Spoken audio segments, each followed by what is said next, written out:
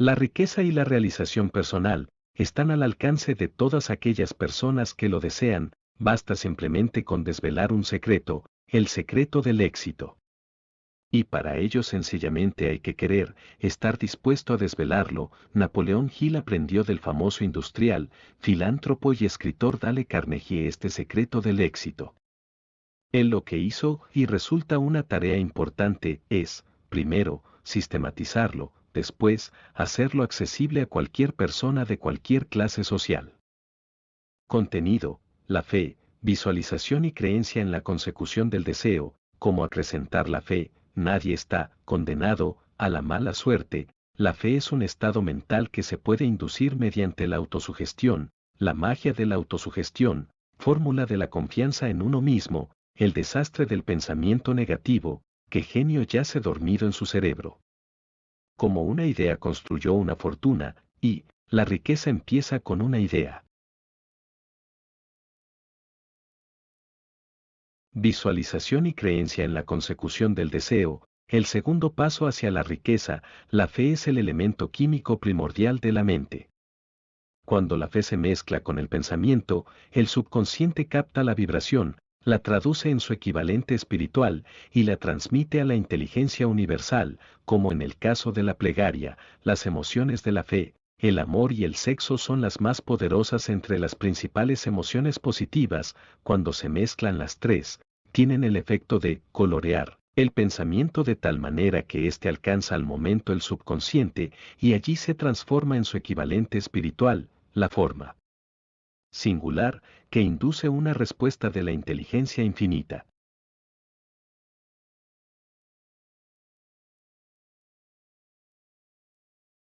Como acrecentar la fe, tenemos un planteamiento que le ayudará a comprender mejor la importancia que el principio de autosugestión asume en la transmutación del deseo en su equivalente físico o monetario. La fe es un estado mental que se puede inducir o crear con la afirmación o con las repetidas instrucciones al subconsciente a través del principio de autosugestión.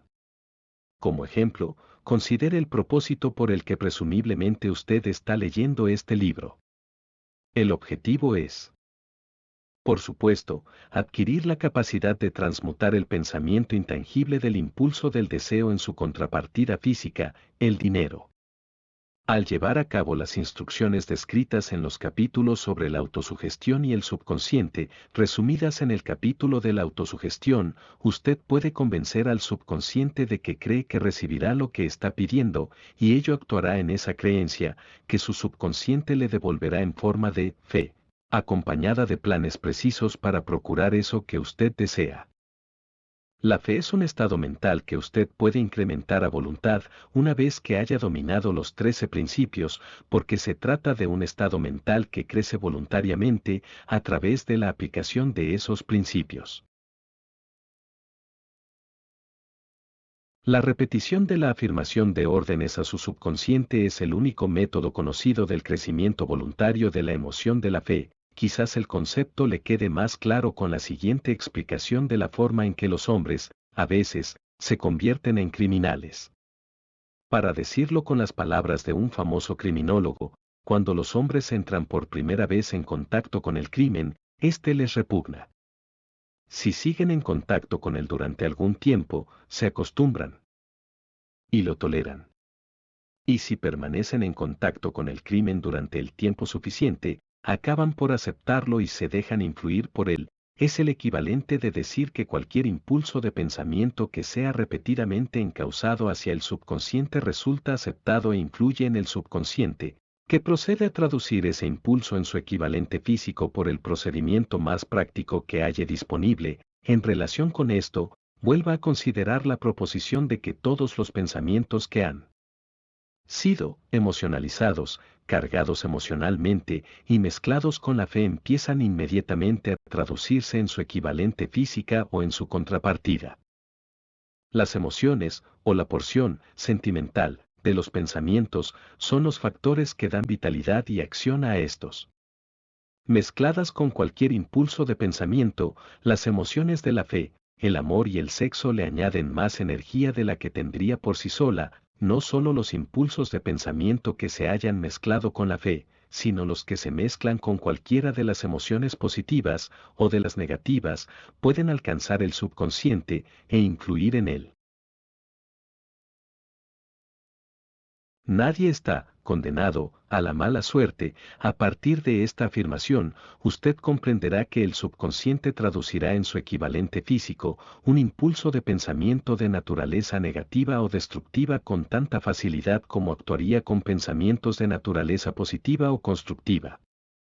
Esto explica el extraño fenómeno que millones de personas experimentan, denominado infortunio o mala suerte. Hay millones de personas que se creen condenadas a la pobreza y al fracaso, por culpa de alguna fuerza extraña que creen no poder controlar.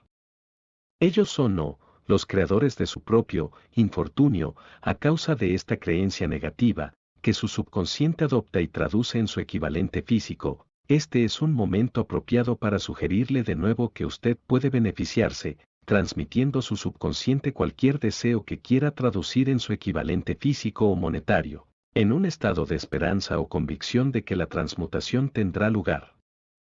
Su convicción, o su fe, es el elemento que determina la acción de su subconsciente. No hay nada que le impida embaucar a su subconsciente al darle instrucciones a través de la autosugestión, tal como yo engañé al subconsciente de mi hijo. Para llevar a cabo este engaño de manera más realista, cuando se dirija a su subconsciente, compórtese tal como lo haría si ya estuviera en posesión del objeto material que está pidiendo. Su subconsciente traducirá en su equivalente físico, por el medio más práctico y directo, cualquier orden que se le dé en un estado de convicción o de fe en que la orden se llevará a cabo. Sin duda, se ha dicho bastante para señalar un punto de partida desde el cual uno puede, mediante la experimentación y la práctica, adquirir la capacidad de mezclar la fe con cualquier orden que se le dé al subconsciente. La perfección surgirá a través de la práctica.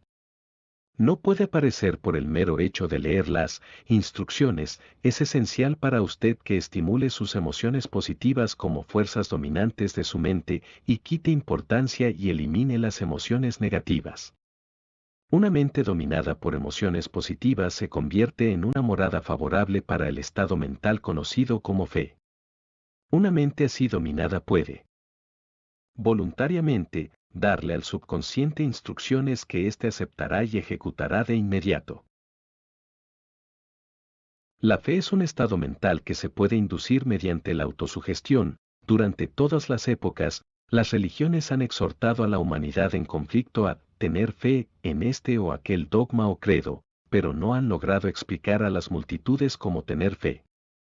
No han afirmado que la fe es un estado mental que se puede inducir mediante la autosugestión, en un lenguaje que cualquier ser humano normal podrá entender. Describiremos todo lo que se sabe sobre el principio mediante el cual la fe puede aparecer donde ya no existe. Tenga fe en usted, fe en el infinito. Antes de empezar, debería recordar que la fe es el elixir eterno que da vida, poder y acción al impulso del pensamiento. Merece la pena leer el enunciado anterior una segunda vez, y una tercera, y una cuarta. Merece la pena leerlo en voz alta. La fe es el punto inicial de toda acumulación de riquezas. La fe es la base de todos los milagros, y de todos los misterios que no se pueden analizar con los parámetros de la ciencia. La fe es el único antídoto conocido contra el fracaso. La fe es el elemento, el componente químico que, combinado con la plegaria, nos proporciona comunicación directa con la inteligencia infinita. La fe es el elemento que transforma la vibración ordinaria del pensamiento, creada por la mente finita del hombre, en su equivalente espiritual. La fe es el único agente a través del cual el hombre puede dominar la fuerza de la inteligencia infinita y usarla.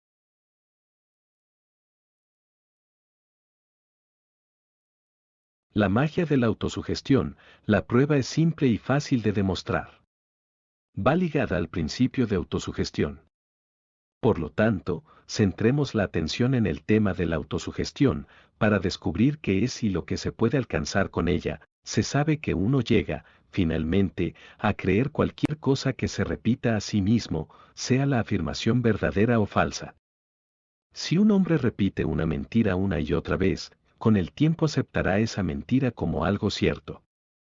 Más aún, creerá que es cierta. Todo hombre es lo que es a causa de los pensamientos dominantes que él permite que ocupen su mente.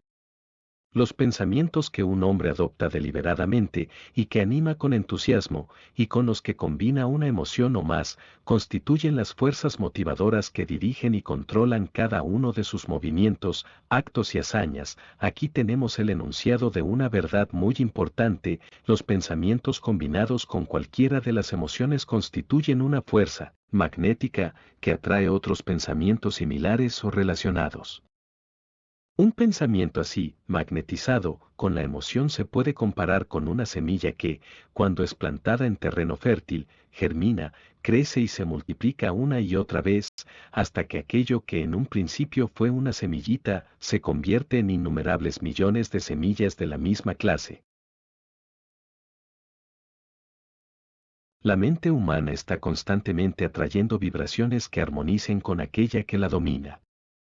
Cualquier idea, plan, pensamiento o propósito que uno abrigue atrae infinidad de ideas afines, adhiere estas ideas a su propia fuerza, y crece hasta convertirse en el propósito maestro que domina y motiva al individuo en cuya mente se ha alojado. Volvamos ahora al punto inicial, para informarnos de cómo se puede plantar en la mente la semilla original de una idea. La información es fácil de entender: cualquier idea, plan o propósito se puede injertar en la mente mediante la repetición del pensamiento.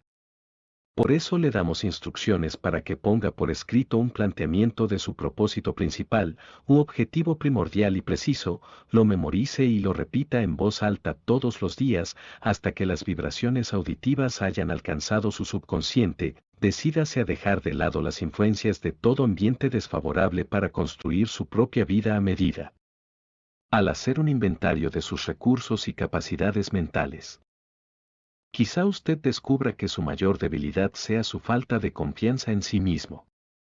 Esta desventaja puede ser superada, y la timidez transformada en coraje a través de la ayuda que el principio de la autosugestión proporciona.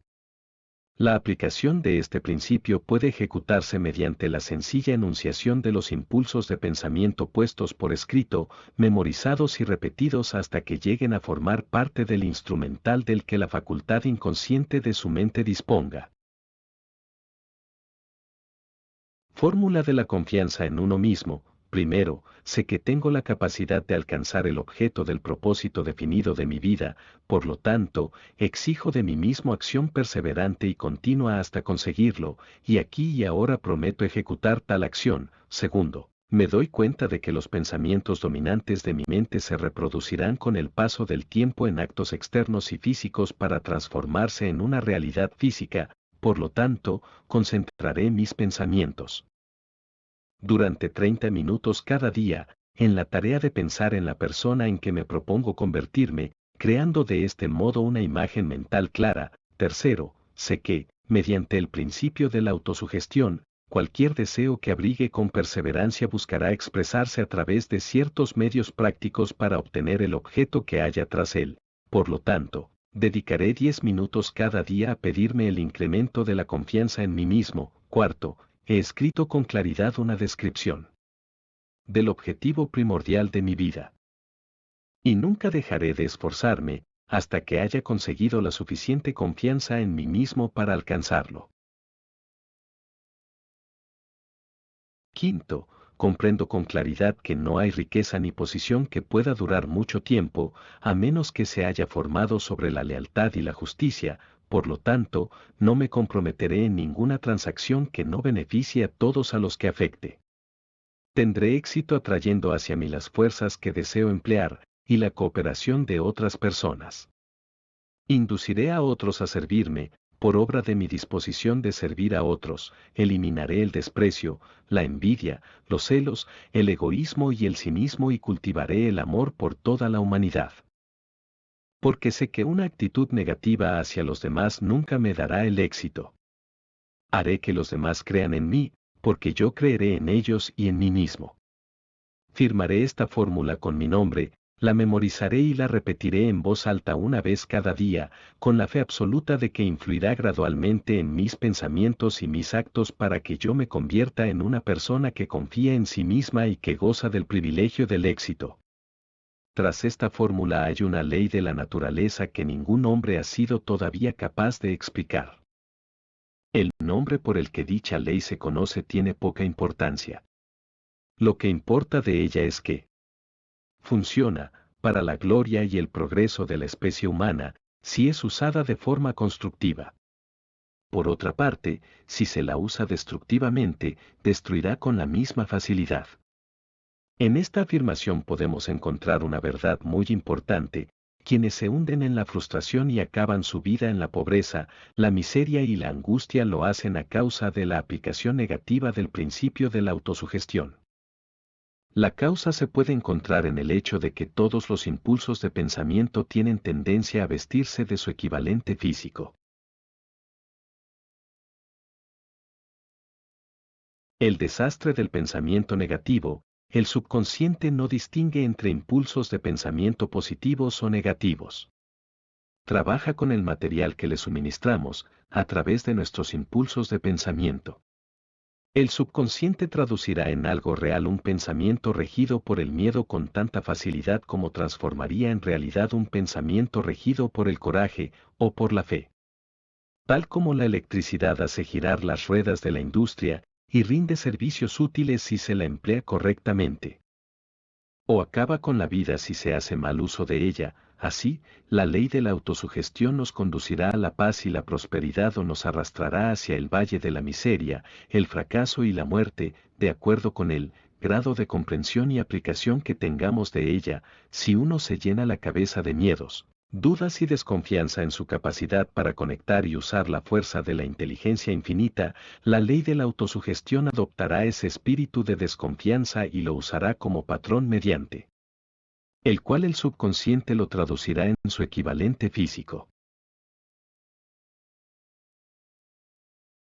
¿Qué genio yace dormido en su cerebro? En algún rincón de su carácter está latente, dormida, la semilla de la realización que, si germinara y se pusiera en acción, lo elevaría a niveles que tal vez usted nunca soñó alcanzar, así como un virtuoso puede arrancar las melodías más hermosas de las cuerdas de su violín. Usted puede despertar al genio que yace dormido en su mente y hacer que lo conduzca hacia arriba, hacia cualquier objetivo que desee alcanzar. Abraham Lincoln fue un fracasado en todo lo que intentó, hasta después de haber alcanzado los 40 años. Fue un don nadie, de ninguna parte, hasta que una gran experiencia entró en su vida y despertó al genio dormido que había en su corazón y en su cerebro, para darle al mundo uno de sus hombres realmente grandes. Esa experiencia estaba combinada con las emociones de la aflicción y el amor. Le aconteció a través de Anne Radcliffe, la única mujer a quien el amor realmente. Es sabido que la emoción del amor está ligada al estado de ánimo conocido como la fe. Y esto se debe que el amor se aproxima mucho a traducir los impulsos de pensamiento propios en su equivalente espiritual. Durante su labor de investigación, el autor ha descubierto, a partir del análisis de la vida y obra y realizaciones de centenares de hombres de posiciones destacadas, que detrás de casi cada uno de ellos existía la influencia del amor de una mujer. Si quiere pruebas del poder de la fe, examine las realizaciones de los hombres y mujeres que se han valido de ella. Jesús, el Nazareno, encabeza la lista. La base de la cristiandad es la fe, con independencia de cuántas personas hayan falseado o malinterpretado el significado de esa gran fuerza. La esencia de las enseñanzas y de las realizaciones de Cristo, que pueden haberse interpretado como milagros, son nada más y nada menos que fe. Si hay fenómenos milagrosos, se producen solo a través del estado mental conocido como la fe. Consideremos el poder de la fe, tal como nos la mostró un hombre bien conocido por toda la humanidad, el Mahatma Gandhi, de la India. En este hombre, el mundo tuvo uno de los ejemplos más sorprendentes de las posibilidades de la fe que conozca la humanidad. Gandhi ostentó más poder potencial que ningún otro de sus contemporáneos, y ello a pesar del hecho de que no contó con ninguna de las herramientas ortodoxas del poder, tales como dinero, barcos de guerra, soldados ni material bélico. Gandhi no tenía dinero, ni casa, ni siquiera ropas, pero tenía poder. ¿Cómo lo obtuvo? Lo creó a partir de su comprensión del principio de la fe, y mediante su capacidad para trasplantar esa fe al espíritu de 200 millones de personas, Gandhi consiguió la sorprendente proeza de influir en 200 millones de mentes para formar un conglomerado humano que se moviese al unísono, como un solo hombre. ¿Qué otra fuerza de este mundo, aparte de la fe, puede lograr tanto? Como una idea construyó una fortuna, debido a la necesidad de la fe y de la cooperación en el funcionamiento de los negocios y de la industria. Será tan interesante como provechoso analizar un suceso que nos proporciona un excelente ejemplo para la comprensión del método por el cual los individualistas y los hombres de negocios acumulan grandes fortunas al dar antes de intentar obtener. El suceso elegido para este ejemplo data de comienzos de siglo, cuando se estaba formando la Corporación del Acero de Estados Unidos. A medida que lea la historia, tenga presente esos hechos fundamentales, y comprenderá cómo las ideas se han convertido en fortunas inmensas. Si usted es de los que se han preguntado a menudo cómo se han acumulado las grandes fortunas, esta historia de la creación de la Corporación del Acero de Estados Unidos le resultará esclarecedora. Si tiene alguna duda de que los hombres pueden pensar y hacerse ricos, esta historia disipará esa duda, porque usted podrá ver con claridad en la historia de la Corporación del Acero de Estados Unidos la aplicación de una porción importante de los principios que se describen en este libro. El asombroso relato del poder de una idea ha sido escrito de forma espectacular por John Lovell, del New York World Telegram, y la transcribimos con su cortesía, un bonito discurso de sobremesa por $1.000 millones.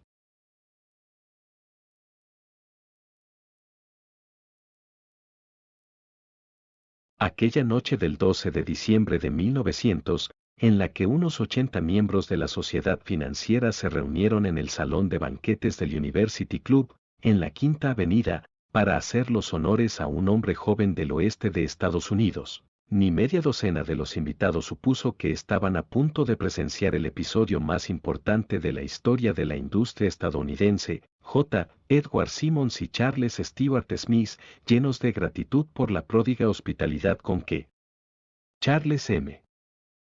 Schwab les había regalado durante una reciente visita a Pittsburgh, habían organizado la cena para presentar a aquel empresario del acero de 38 años a la Sociedad de Banqueros del Este de Estados Unidos. Pero no esperaban que magnetizara de tal modo la convención. De hecho, le advirtieron que los corazones que rellenaban las camisas de Nueva York no reaccionarían a la oratoria, y que si no quería aburrir a los Tillman y los Harriman y los Vanderbilt, sería mejor que se limitara a 15 o 20 minutos de intrascendencias amables.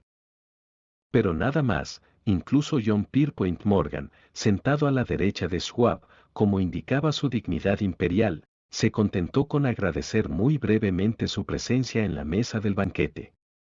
Y en lo que se refería a la prensa y al público, todo el asunto presentaba tan poco interés que los periódicos del día siguiente ni lo mencionaron, de manera que los dos anfitriones y sus distinguidos invitados probaron los habituales 7 u 8 platos, hubo poca conversación y versara sobre lo que versase. Fue parca y discreta.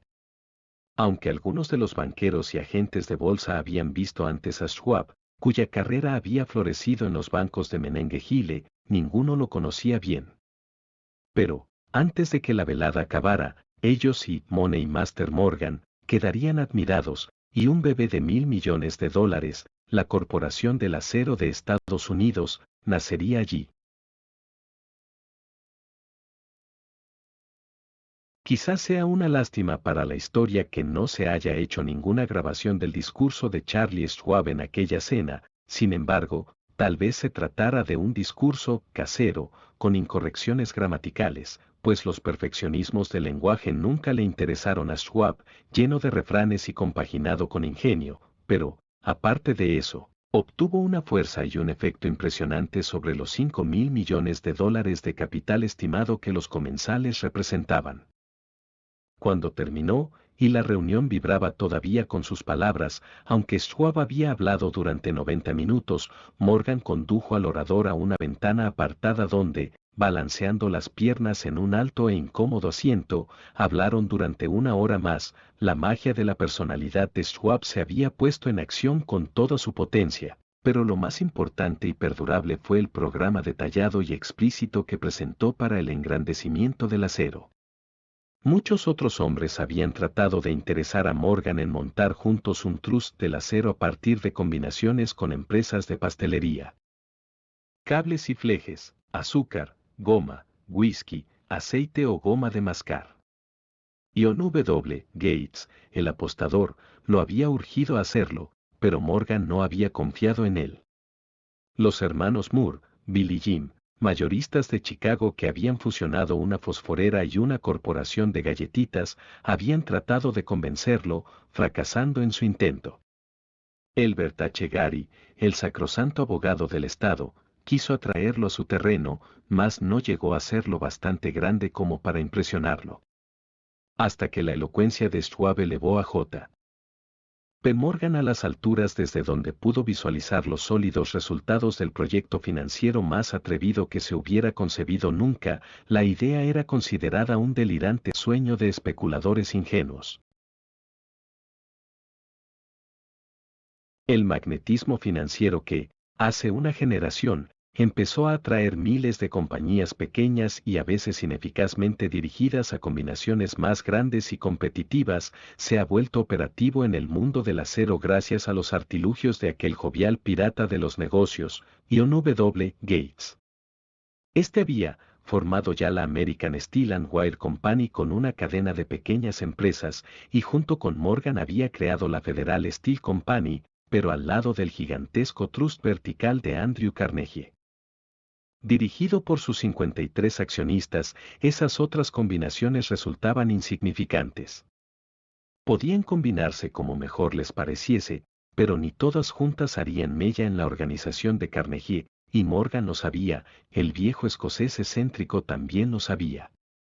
Desde las majestuosas alturas de Skibo Castle había visto, primero divertido y luego con resentimiento, los intentos de las pequeñas compañías de Morgan entremetiéndose en sus negocios. Cuando esos intentos se tornaron demasiado importantes, el mal genio de Carnegie se convirtió en ira y en deseos de venganza. Decidió duplicar cada fábrica suya por cada una que sus rivales poseyeran. Hasta entonces no había tenido interés en cables, tubos, flejes ni planchas. En cambio, se contentaba con venderle el acero en bruto a esas compañías y las dejaba que trabajaran en la especialización que quisieran. Ahora, con Schwab como jefe y lugarteniente capaz, planeaba arrinconar a sus enemigos contra la pared. Así fue como Morgan vio la solución a su problema de combinaciones en el discurso de Charles M. Schwab, un trust sin Carnegie, el gigante, no sería ningún trust, sino un pastel de ciruelas sin ciruelas. El discurso de Schwab de aquella noche del 12 de diciembre de 1900 aportó la sugerencia, que no la solicitud, de que el vasto imperio Carnegie podía llegar a estar bajo la sombra de Morgan. Habló del futuro mundial del acero, de reorganización en aras de la eficiencia, de especialización, de deshacerse de compañías improductivas, de la concentración del esfuerzo en las propiedades florecientes, de ahorros en el tráfico de mineral bruto, de ahorros en los departamentos directivos y administrativos. De captar mercados extranjeros. Más que todo eso, les dijo a los bucaneros que había entre ellos donde estaban los errores de su piratería habitual. Sus propósitos, suponía él, habían sido crear monopolios, aumentar los precios y pagarse a sí mismos dividendos exagerados más allá de todo privilegio.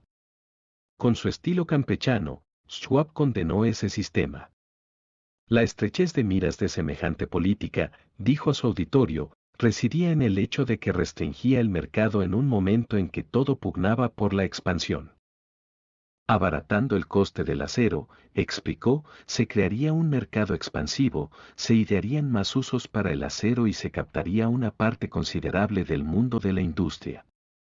En realidad, aunque él no lo supiese, Schwab era un apóstol de la moderna fabricación en serie. Así acabó la cena en el University Club. Morgan se fue a su casa para pensar en las predicciones de progreso de Schwab. Schwab regresó a Pittsburgh a dirigir el negocio siderúrgico para Andrew Carnegie. Mientras Gary y todos los demás volvían a sus teletipos para especular, anticipándose al próximo movimiento.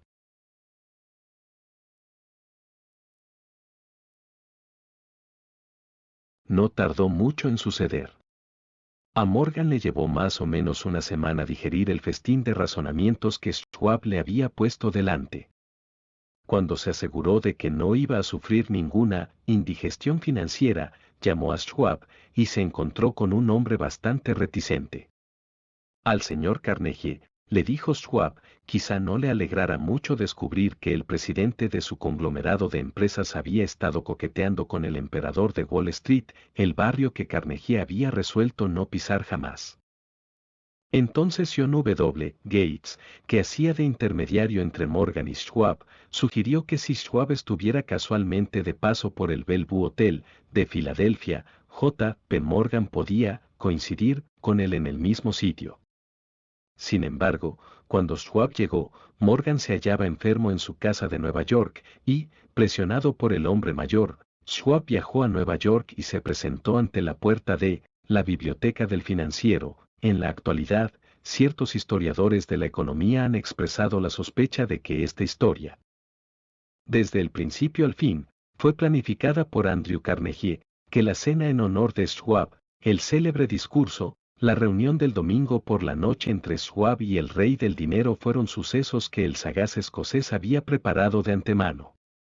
La verdad es precisamente todo lo contrario.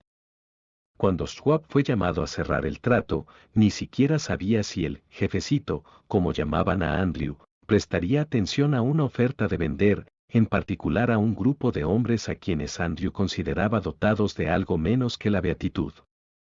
Pero Schwab acudió a la reunión con 6 hojas escritas de su puño y letra, llenas de datos que, según él, representaban el valor físico y potencial de rendimiento de cada compañía metalúrgica que él consideraba una estrella esencial en el nuevo firmamento del metal.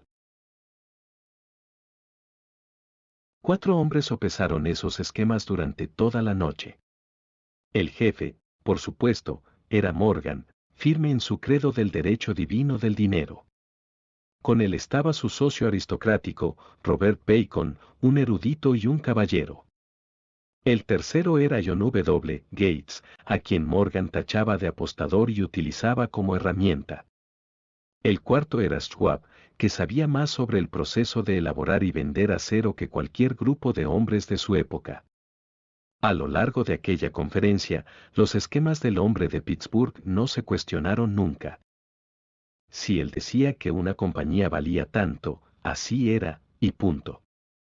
También, insistió en incluir en la combinación solo las empresas que él tenía nominadas. Había concebido una corporación sin dobleces, donde ni siquiera quedaba lugar para satisfacer la codicia de amigos que deseaban descargar sus compañías sobre los anchos hombros de Morgan. Al amanecer, Morgan se puso de pie y se desperezó. Solo quedaba un asunto pendiente. ¿Cree que puede persuadir a Andrew Carnegie de vender?, preguntó. Puedo intentarlo, repuso Schwab. Si usted consigue que venda, me comprometeré en todo este asunto, aseguró Morgan. Hasta allí todo iba bien. ¿Pero vendería Carnegie? ¿Cuánto pediría? Schwab pensaba en unos 320 millones de dólares. ¿Cómo se efectuaría el pago? ¿En acciones ordinarias o preferentes? ¿En bonos? ¿En efectivo? Nadie podía reunir 320 millones de dólares en efectivo. En enero acudieron a un partido de golf en los helados prados de St. Andrews. En Westchester, Andrew envuelto en jerseys, bien abrigado, y Charlie conversando de trivialidades, para ejercitar el buen humor. Pero no se pronunció ni una palabra sobre negocios hasta que la pareja se sentó en la cálida sala de la cabaña que Carnegie poseía cerca de allí.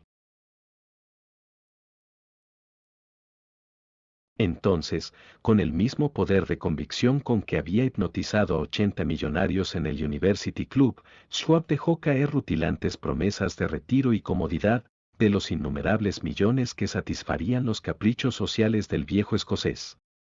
Carnegie estuvo de acuerdo, escribió algo en un trozo de papel y dijo, muy bien, venderemos por este precio. La cifra era de unos 400 millones de dólares y surgió a partir de los 320 millones que Schwab había previsto como precio básico. Añadiéndole 80 millones para recuperar el valor aumentado sobre el capital previsto durante los últimos 2 años. Más tarde, en la cubierta de un transatlántico, el escocés le decía arrepentido a Morgan, ojalá te hubiera pedido 100 millones más. Si me los hubieras pedido, te los hubiese dado, le respondió Morgan, amable. Hubo cierto alboroto, por supuesto. Un corresponsal británico envió un cable diciendo que el mundo del acero extranjero estaba aterrado ante la gigantesca corporación. El presidente Hadley, de Yale, declaró que a menos que se regulasen los trusts, el país tendría un emperador en Washington durante los próximos 25 años.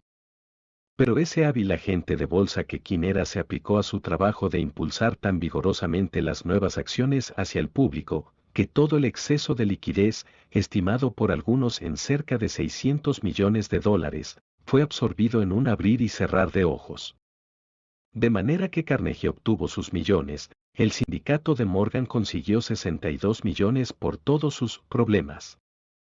Y todos los muchachos, desde Gates a Gary, también ganaron sus millones. Schwab, de 38 años, obtuvo su recompensa. Fue nombrado presidente de la nueva corporación, y ostentó el cargo hasta 1930. La riqueza empieza con una idea. La impresionante historia del gran negocio que usted acaba de leer es un ejemplo perfecto del método por el cual el deseo puede transmutarse en su equivalente físico. Esa gigantesca organización se creó en la imaginación de un hombre. El plan por el que le proporcionaban a la organización hornos de acero que aportaban su estabilidad financiera se creó en la mente de la misma persona. Su fe, su deseo, su imaginación, su perseverancia fueron los verdaderos ingredientes esenciales que conformaron la Corporación del Acero de Estados Unidos. Los hornos y los equipos mecánicos adquiridos por la empresa, después de haber surgido a la existencia legal, fueron incidentales, pero un análisis cuidadoso revelará el hecho de que el valor aumentado de las propiedades adquiridas por la corporación se incrementó en unos 600 millones de dólares, por la mera transacción que los consolidaba bajo una misma gerencia. En otras palabras, la idea de Charles M. Schwab, sumada a la fe con la que contagió a J. P. Morgan y a los demás, había dado unos beneficios de unos 600 millones de dólares. No es una suma insignificante por una sola idea. La Corporación del Acero de Estados Unidos prosperó hasta convertirse en una de las empresas más ricas y poderosas de Estados Unidos, dando empleo a miles de personas, desarrollando nuevas aplicaciones para el acero, y abriendo nuevos mercados, demostrando de ese modo que los 600 millones de beneficio que la idea de Schwab produjo estaban bien merecidos. La riqueza empieza a partir de una idea. La cantidad está limitada solo por la persona en cuya mente esa idea se pone en movimiento. La fe elimina las limitaciones. Cuando esté preparado para negociarle a la vida lo que usted desee, recuerde, usted es el que pone el precio por obtener lo que quiere.